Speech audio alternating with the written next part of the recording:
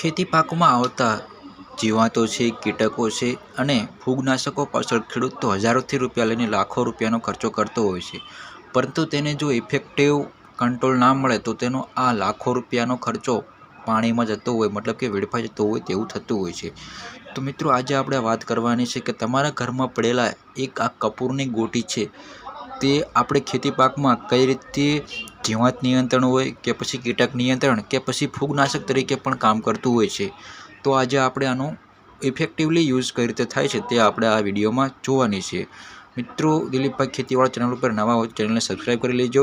આપણે વિડીયોની શરૂઆત કરીએ છીએ. તો પહેલો કપૂરનો ઉપયોગ છે, તો કપૂરમાં બહુ જ ખરાબ ગંધ આવતી હોવાથી આપણે જે મોલો મચ્છી છે, સફેદ માખી છે, તળતળિયા છે, જેવી ચૂસ્યા પ્રકારની જીવાતોના નિયંત્રણ માટે સારામાં સારું કામ કરશે. કેમ કે જે આ કપૂર છે તેના શરીરમાં આવેલા શ્વસનતંત્ર ઉપર અસર કરે છે, જેથી શ્વાસ લેશે અથવા તો તે રસ ચૂસશે તો તેના શરીરમાં જશે અને તેનું શ્વસનતંત્ર ખરાબ કરી દેશે, તેથી આ તેને મારી નાખશે. તેમજ તેનો જો બીજો ઉપયોગની વાત કરીએ તો આપણે કપાસ જેવા પાક છે, ટામેટા પાક છે, ભીંડો છે, એમાં ઈયળ આવી જતી હોય તો તેના ઈયળના નિયંત્રણ માટે પણ આ બહુ સારામાં સારું કામ કરે છે.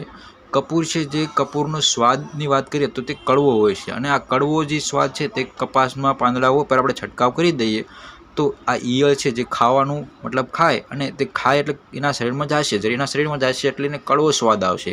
આ કડવો સ્વાદ ખાવાનું છોડી દેશે અને ખાવાના છોડવાના કારણે ઈયળ મરી જશે. તો જે કપાસ, ટામેટા અને ભીંડા જેવા પાકમાં આવતા ઈયળના નિયંત્રણમાં પણ આપણે સારામાં સારું કપૂરનો ઉપયોગ થાય છે.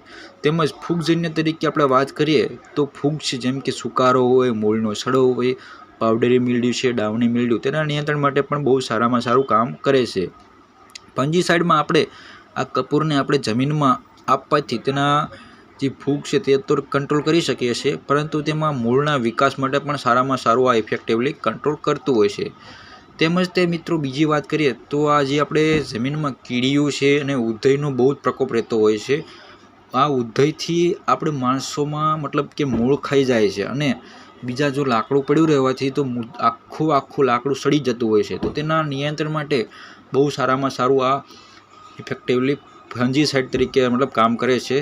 જેમ કે આનો ઉપયોગ જમીનમાં કરવાથી બહુ જ ખરાબ ગંધ મારે છે અને આ ખરાબ ગંધના કારણે કીડી છે, ઉધઈ છે, તે જમીન છોડીને ભાગી જતી હોય છે અથવા તો તે મરી જતી હોય છે.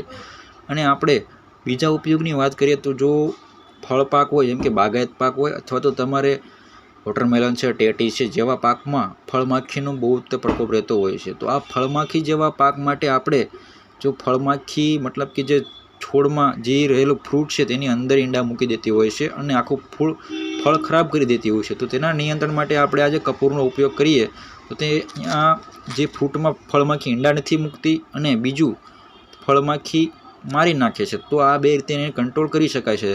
તેમજ જો ખેડૂતના વધારે ખરાબ રીતે અસર કરતું હોય તો નીલગાય અને ભૂંડ જે ખેડૂતના પાકને નુકસાન કરી નાખતું હોય તો આ ખેતરની ફરતે કપૂરની ગોળીઓ બાંધી દેવાથી તેના ગંધના કારણે આ નીલગાય અને ભૂંડ પણ નથી આવતા. હવે મિત્રો, વાત કરીએ કે આનો ઉપયોગ કઈ રીતે કરવો.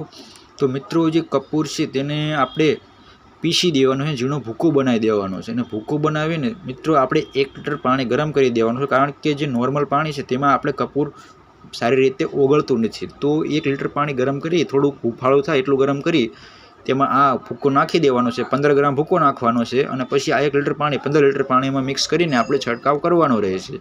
તો મિત્રો, માહિતી સારી લાગી હોય તો ચેનલને સબસ્ક્રાઈબ કરી લેજો. જય જવાન, જય કિસાન.